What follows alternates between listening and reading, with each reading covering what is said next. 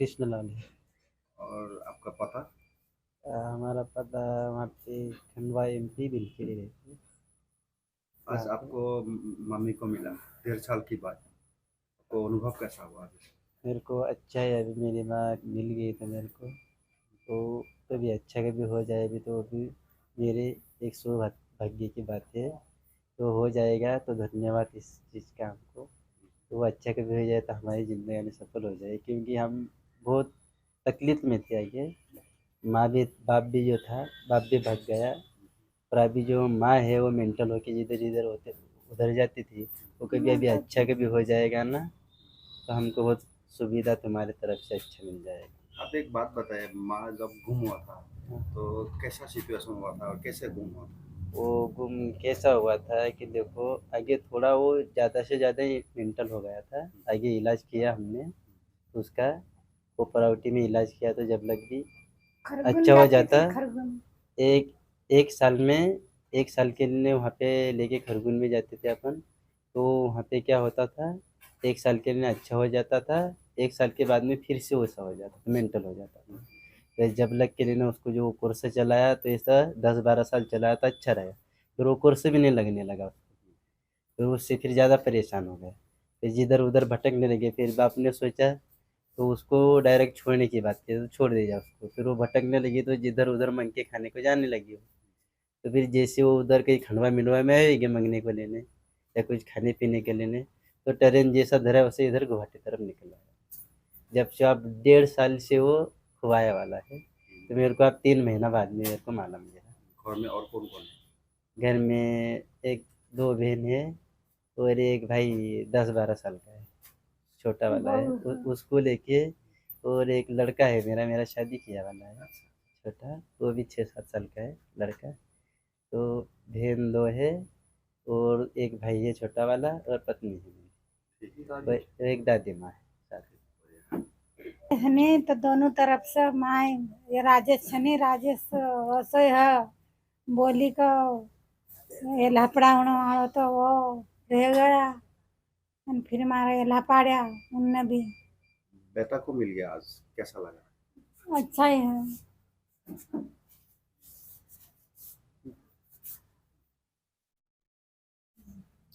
कितना दिन बाद मिला बेटा को? मेरे को यह साल भर हो गया जब से। आपको मन में याद है कैसे उधर से निकल गया था? ढेर बुला कर कंपाउंडर में बैठा कर लेकर चली जाए, लेकर चले आओ, लेकर ऐसा कर फिर मैं कैसे करूँ। अभी घर जाएगा आपका, कैसा लगा? घर जाना का आज की मन की मत ले जा ले चले मन की रेल पर बैठी कर रेल पर बैठी कर आपको आसाम में रहा था, आसाम के बारे में थोड़ा बताइए।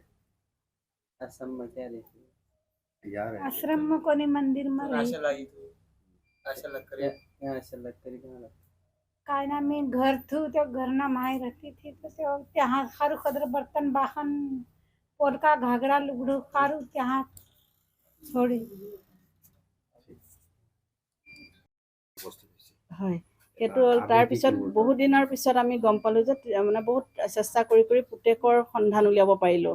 পুতেকৰ সন্ধান যেতিয়া মাকে যোৱা সপ্তাহত পুতেকৰ সন্ধান উলিয়ালোঁ, যেতিয়া কথা পাতিছোঁ পুতেকৰ লগত, তেতিয়া পুতেকে মাক মৰা বুলি ভাবিছিলে। ঢুকা বুলি ভাবি যেতিয়া গম পালে মাক জীয়াই আছে, ফোনত আমি কথা পতাই দিলোঁ। সেইখিনি সময়তে কন্দা কটা লাগিছে মাক, আৰু ফোনতেই কন্দা কটা। তাৰপিছত সুদূৰ মধ্যপ্ৰদেশৰ পৰা 4খন ট্ৰেইন বদলাই আজি 11টামান বজা 11:30 বজাত নলবাৰী পাইছেহি। পাই আমালৈ ফোন কৰিলে, আৰু যেতিয়া আমি মাক আৰু পুতেকৰ মানে যিটো মিলন মানে সেইখিনি আৰু ঐতিহাসিক মুহূৰ্ত বুলি ক'ম, সেইটো কোনো শব্দৰে মই আচলতে বৰ্ণনা কৰিব আজি নোৱাৰোঁ। মানে ইয়াত কোনো শব্দ নোলায় মুখৰ পৰা, কিমান এটা আৱেগিক মানে সময় সেইখিনি, মানে নিজ চকুৰে মানে নেদেখিলেও আপোনালোকক বুজাব নোৱাৰে, অনুভৱ কৰিব। কাৰণ এগৰাকী মাকক আজি পুতেকে 1.5 বছৰৰ মূৰত বিচাৰি পাইছে।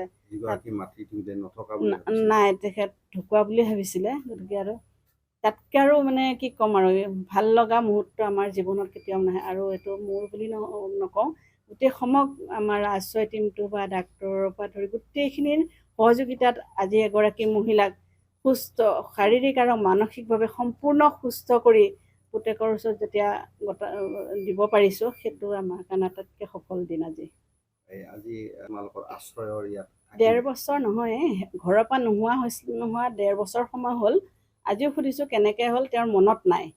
কেনেকৈ আহি নলবাৰী পালে সেইখিনি কথা তেওঁৰ মনত নাই, কিন্তু আমি যোৱা বছৰ আগষ্টৰ 19 তাৰিখৰ পৰা আমি তেখেতক পাইছোঁ।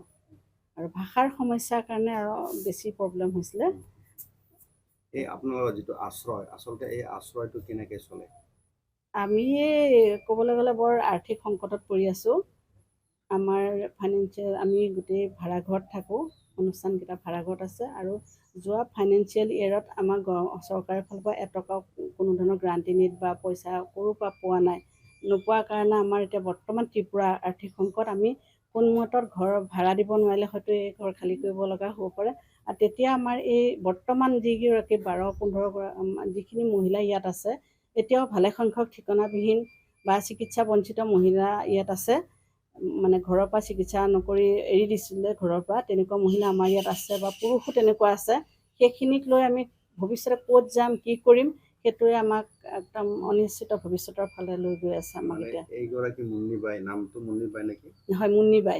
এই মুন্নীবাই হিচাপ কৰি কিনে বৰ্তমানলৈকে আপোনালোকে আশ্ৰয়ৰ ফালৰ পৰা কিমানগৰাকী মহিলা পৰিয়ালৰ লগত সংযোগ ঘটাই দিলে? মহিলা বুলি নহয়, পুৰুষ মহিলা। প্ৰথমজন হৈছে আপোনাৰ বালিপাৰা ওচৰৰ হাঁহ চৰাই বাগানত ক'ভিডৰ 2020 চনত আমি এজন মানুহক তেনেকৈ ক'ভিডৰ সময়ত আমি ঘৰ বিচাৰি উলিয়াইছিলোঁ। বাকী যিখিনি ঘৰ আশে পাশে আছে সেইখিনিতো আমি পঠিয়াই আছোঁ। কিমানমান হিচাপ আপুনি? এতিয়ালৈকে আমাৰ প্ৰায় 70জনমান মানুহ আমি এনেকৈ চম্ভালিবলৈ সক্ষম হৈছোঁ। আৰু বিহাৰৰ এগৰাকী মহিলা যোৱা বছৰ দিছোঁ, তেখেতো তেনেকৈ ঢুকুৱা বুলি ভাবিছিলে। সেইটো আমি সম্ভেদ উলিয়াই পেলাই পঠাবলৈ সক্ষম হৈছোঁ। আৰু এতিয়াও এগৰাকী মহিলা আছে, যাক সোপা ধৰা বুলি কিছু আজি 1.5 বছৰমান আগতে পুৰুষে মহিলাৰ বেগ ধৰি আহি ল'ৰা ছোৱালী সোপা কিডনেপ কৰে বুলি ওলাইছিলে। সেই মহিলাগৰাকী আজি ডেটত আমাৰ এই চেণ্টাৰতে আছে। যিকোনো খবৰৰ বাবে যোগাযোগ কৰক 7099017330 লগতে 7099017110 নম্বৰত।